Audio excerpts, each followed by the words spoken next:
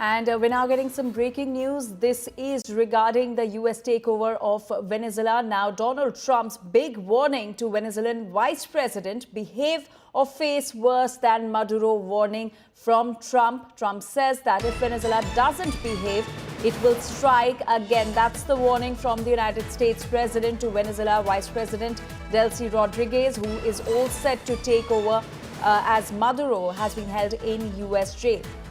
So, Donald Trump, in a telephone interview, said that Delcy Rodriguez, Venezuela's vice president, could pay a very big price if she does not do what he thinks is right for the South American country. That's the warning from Donald Trump for Delcy Rodriguez, who is all set to take over the reins of Venezuela. She was the vice president, and now she's all set to become the interim president of Venezuela after Maduro was flown to the United States, and he is currently in the U.S. custody. My colleague Rohit Sharma is now joining us with more details on this. Rohit, that's a big warning from Donald Trump to the Venezuelan vice president, who's all set to become the interim president. And Donald Trump has also claimed that the leader must do what Donald Trump thinks is right for Venezuela. I think President Trump has made it clear. He said that yesterday during his press conference, and I think he's given another interview to a U.S. publication where he's outlined the exact same thing. So looks like President Trump, is going back to what he had said earlier, that the leadership and the interim government in Venezuela should be listening to what Washington D.C. wants and enforce those policies. In fact, he has maintained that Rodriguez is the right leader at this point in time, but she has to follow orders.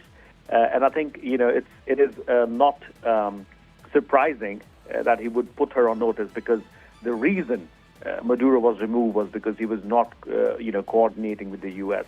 and was not friends with the U.S. So I think it is kind of expected that President Trump would put her on notice as well. But again, I think, the consensus is that we'll have to wait and watch as to how things turn out. We still have a lot of deployment in the Caribbean. We obviously haven't seen a second wave of attack. But I think, in other interviews and with Secretary Rubio, who was doing the rounds of news channels this morning, he also made it clear that the United States will have option, including deploying troops if it comes to that. So I think they're maintaining a big pressure on Rodriguez to make sure that she follows through the promises or the agreement that she has had with the U.S. Right. Rohit, do stay with us. So that's a big warning from Donald Trump to the Venezuelan Vice President Delcy Rodriguez, who has been appointed as the interim president. She's all set to take over the reins of Venezuela. But Donald Trump has warned that she must behave or she will also face attacks, and she must do what Donald Trump thinks is right for Venezuela. Let's listen in. The next question is, who's in charge of Venezuela right now? Have you spoken to the newly sworn-in president there, Rodriguez?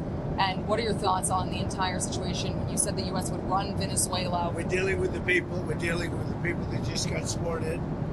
And don't ask me who's in charge, because I'll give you an answer and it'll be very controversial. What does that mean? It means we're in charge. Have you? The next question. This isn't a country that's on the other side of the world. This isn't a country like where you have to travel 24 hours in an airplane. This is Venezuela. It's in our area. The Don Road Doctrine.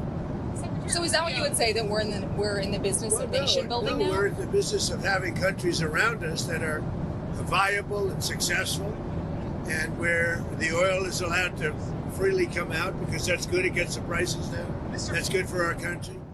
And my colleague Rohit continues to stay with us. Rohit, does the statement mean that no matter who becomes the leader of Venezuela, it will ultimately be the United States that will be taking the final call in the key decisions for Venezuela?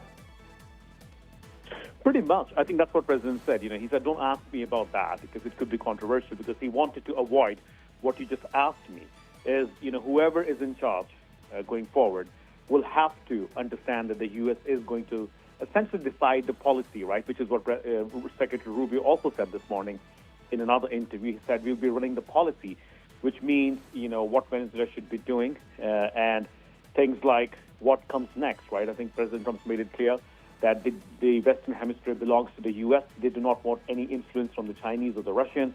So that could be one of the policies that Secretary Rubio would want to implement, obviously with President Trump. The other aspect is that, Venezuela is so rich in oil, the U.S. companies would want to go there and do business. So I think we'll have to understand, President Trump, by saying that he wants to avoid controversy, is essentially saying that any leader that comes into power will come into power because the U.S. wants them to, and B, will have to adhere to whatever policy making Washington, D.C. will make for them. Right, Rohit, thank you so much for all those details and for that context. So Donald Trump has asserted that we are the in charge in Venezuela and that whoever becomes the leader is answerable to the United States. Let's once again listen into what he said. The next question is who's in charge of Venezuela right now? Have you spoken to the newly sworn in president there, Rodriguez? And what are your thoughts on the entire situation when you said the U.S. would run Venezuela? We're dealing with the people. We're dealing with the people that just got sworn in. And don't ask me who's in charge because I'll give you an answer and it'll be very controversial. What does that mean? It means we're in charge.